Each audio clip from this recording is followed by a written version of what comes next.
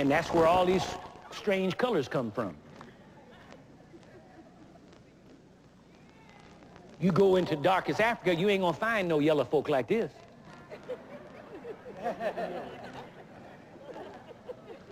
You won't find no high yellows there. As such, not as original Africans. Okay? Now pick up on this. This is a marvelous thing that this man is saying, to us. And we need to realize this. He says that more than 600,000 men, 20 years and old and up, left Egypt, which must have meant an additional 2 or 3 million women and children. Since the Jews were slaves, their women were undoubtedly concubines of the Egyptian and must have produced mixed offspring. After more than 400 years of slavery, almost every trace of the first 70 Jews must have been lost, together with their culture. Sounds just like black folk in America. Same thing. Okay? After more than 400 years of slavery, almost every trace of the first 70 Jews must have been lost, together with their culture. Thus, Jewish culture was Egyptian culture. To get an idea of what must have happened to those original 70 Jews, think of what has happened to Negroes in the United States who came here in hundreds of thousands over a period of centuries, and not all at once as the Jews did in Egypt. In other words, the 70 went to Egypt at one time, but the blacks were not brought in at one time. They were brought in over quite a few hundred years. Watch this now. Negroes are so Americanized that were it not for their color, one would forget that they ever came from Africa.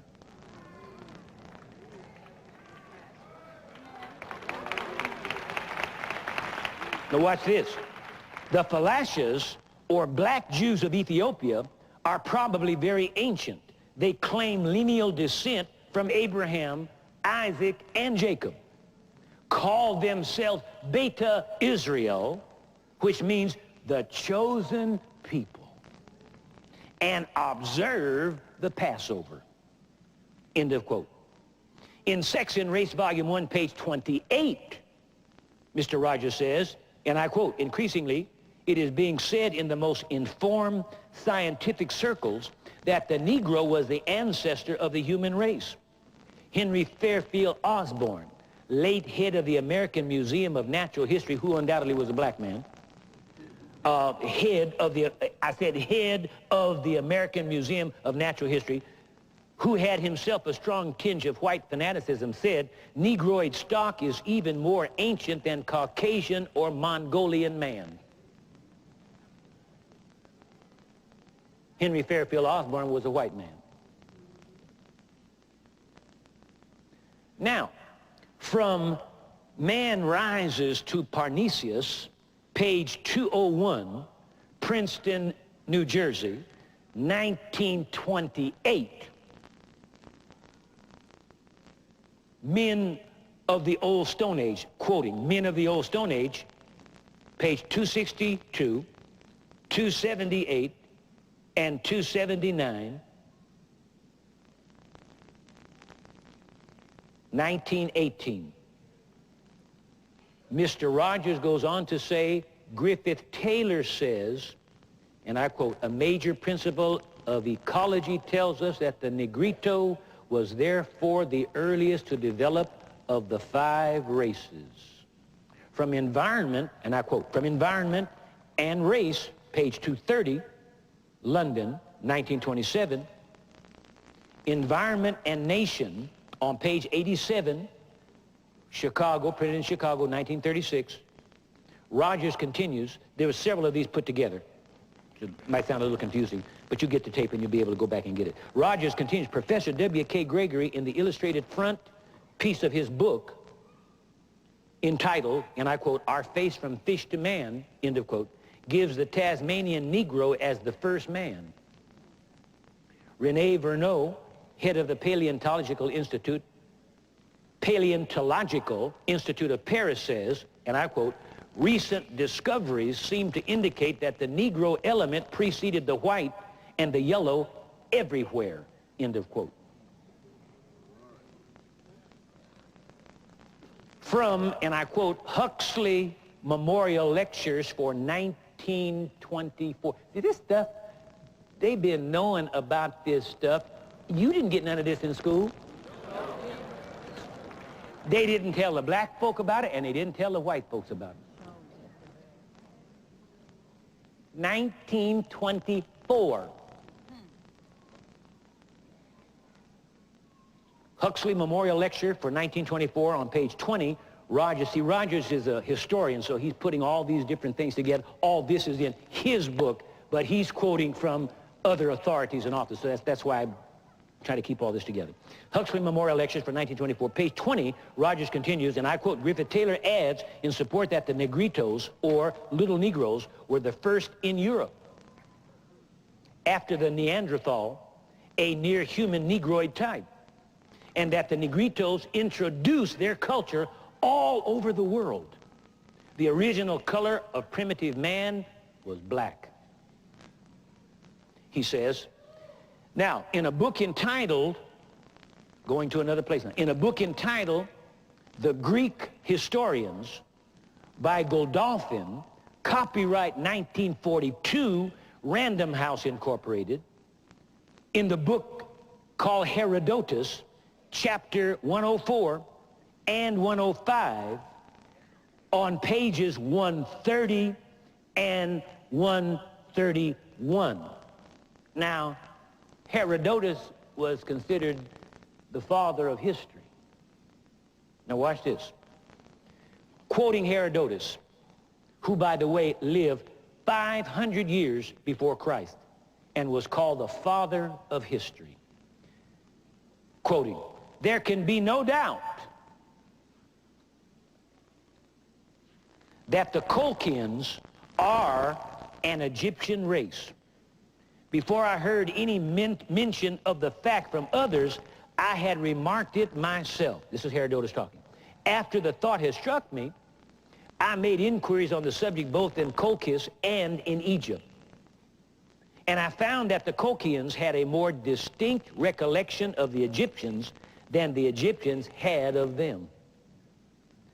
Colchis, this is my insertion now. Colchis, by the way, was an ancient province in Asia, east of the Black Sea. Going on to quote Herodotus. Still, the Egyptians said that they believed the Colchians to be descended from the army of Sesostris. My own conjectures were founded first, get this now, first on the fact that they are black-skinned and have woolly hair, which certainly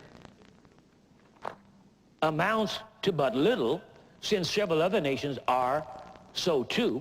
But I further and more especially on the circumstance that the Colchians, the Egyptians, and the Ethiopians are the only nations who have practiced circumcision from the earliest times. The Phoenicians and the Syrians of Palestine themselves confess that they learned the custom of the Egyptians. And the Syrians who dwell about the rivers Thermodon and Parthenius, as well as their neighbors, the Macronians, say that they have recently adopted it from the Colchians. Now, these are the only nations who use circumcision, and it is plain that they all imitate herein the Egyptians. With respect to the Ethiopians, indeed, I cannot decide whether they learned the practice of the Egyptians or the Egyptians of them. It is undoubtedly a very ancient date in Ethiopia, but that the others derived their knowledge of it from Egypt is clear to me, from the fact that the Phoenicians, when they come to have commerce with the Greeks, cease to follow the Egyptians in this custom and allow their children to remain uncircumcised. I will add a further proof of the identity of the Egyptians and the Colchians. These two nations weave their linen in exactly the same way. And there is a way, and this is a way entirely unknown to the rest of the world. They also in their whole mode of life and in their language resemble one another. The Colchian linen is called by the Greeks Sardonian, while that which comes from Egypt is known as Egyptian. In his book entitled, that's the end of quote. In his book entitled From Superman to Man by J.A. Rogers, copyright 1968 by Helga M. Rogers, page 18 and 19, historian J.A. Rogers says, Aristotle, in his Physiognomy, chapter 6, distinctly mentions the Ethiopians as having woolly hair, and the Egyptians as being black-skinned. Every movie you have seen about Egypt, Pharaoh, dogs and the cats are all white. The only time you see a black is when he's the slave.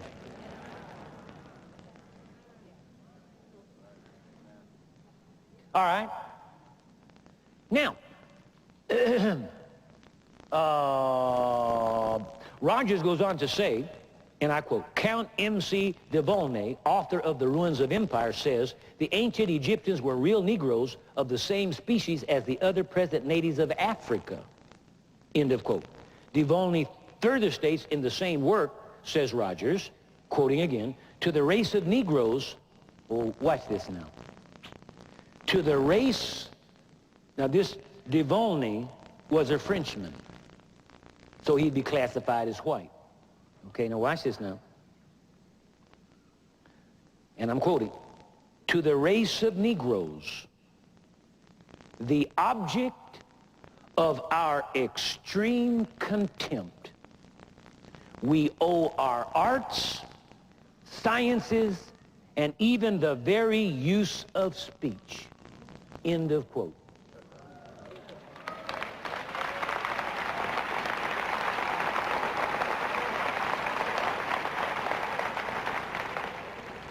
They didn't teach us this in school. Only thing they taught us is that we came over on slave ships and picked cotton. That's about it. I mean, really. You know, overall as a whole. All right, now.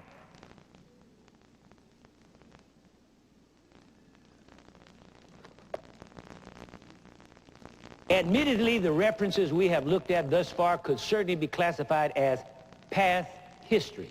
So let's bring it closer to our day and time. In an article in the Washington Post, another Negro-owned and operated publication, the Washington Post, copyright 1994, the Washington Post, November 16, 1994, Wednesday, final edition, byline by Boyce Rensberger, Washington Post staff writer, I quote, the overwhelming conclusion of anthropologists, in short, is that no physical features distinguish any race, not even a combination of traits that will do the job. We all descended from black people. Bye. We walk by faith, not by sight.